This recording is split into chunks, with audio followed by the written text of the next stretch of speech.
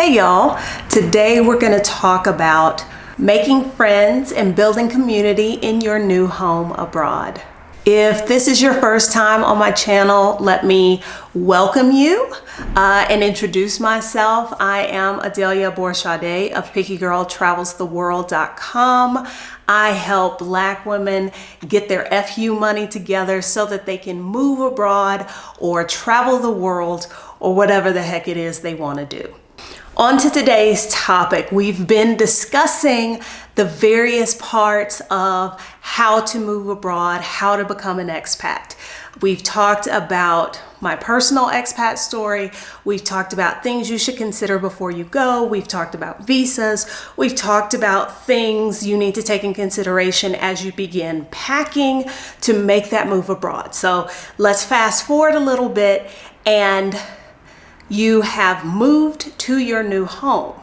How do you build community? Well, first of all, let's make sure that everybody knows how important it is to build community where you are.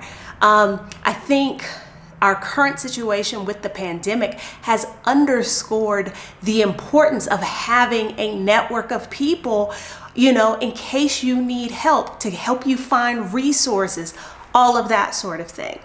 So I'm going to share with y'all my top 5 suggestions for building community and making new friends in your new expat country. You will hear me recommend this. You will hear Sheeta from Sheeta's on the Loose recommend this. You will hear Stephanie Perry from Vicarious recommend this.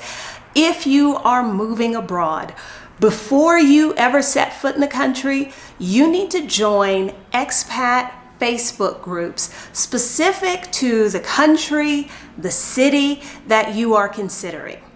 They can help answer questions, offer resources as you are planning your move, as you are making your move, but it also helps you build community with people on the ground who live there. As a Black expat, I can't underscore the importance of connecting with people who look like you in your new home. There are Black expat groups for virtually everywhere. If you are having trouble finding them, you might do a search in Facebook, Black expats in blah, blah, blah, brothers and sisters in blah, blah, blah. That will usually get you most of those groups. Okay, another way to connect with people on the ground in this new country. It can be hard trying to make friends when you know literally no one. Internations is a very popular organization. You can find an Internations group virtually in every country, probably in larger cities, but Internations is a good option to connect with other expats. It's also a great place to network, like professional networking.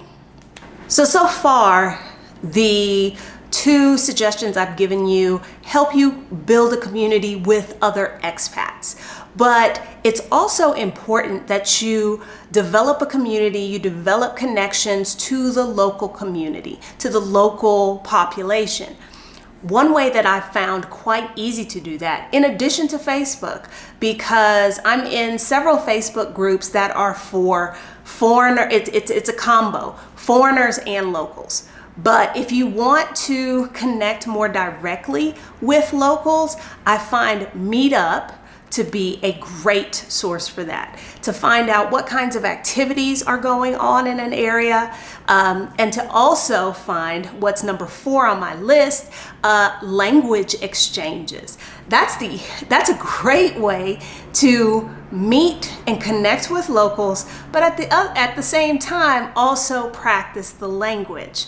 I have participated in language exchanges via Zoom because of the pandemic, but I have also used Meetup to participate and find out about in-person events. This is pre-pandemic, of course, but it allowed me to meet people I would not have otherwise, because I'm an introvert. I'm not one to go up and talk to strangers. So having an activity like practicing a language was good for me as a way to kind of begin a relationship. And there are several people that I met either on Meetup or through a language exchange. I can't talk today. Through a language exchange that I have continued to communicate with, years later. Another good way to connect with locals in your new location is to find a way to volunteer. If you don't know the language, it might be better to stick with something that requires minimum speaking, like find the dog shelter. They always tend to need people to walk dogs. That's a good way you start to make connections with other volunteers, with other people at the shelter. If your language skills are better, there are always organizations that need, an extra set of hands. You probably have skills that they could benefit from. So, it's a two-way exchange. Lastly, this is kind of like an honorable mention. One of the things that you need to make sure that you have before you get to your new country is the app WhatsApp. In every country I have lived in around the world, and most that I have visited, it is the primary method of communication.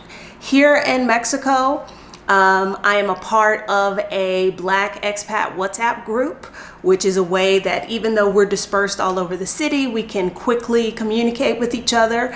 When I want to order things from restaurants, my Spanish isn't good enough that I feel comfortable calling, but boy, I can WhatsApp you in Spanish.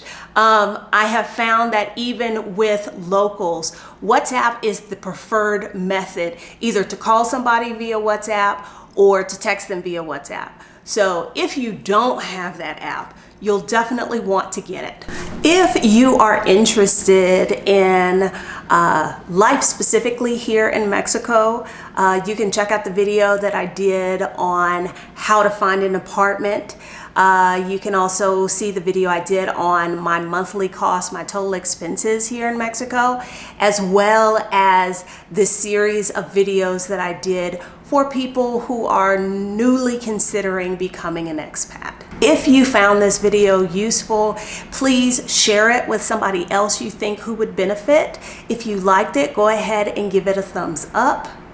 Thank you for watching, and I'll see y'all next time.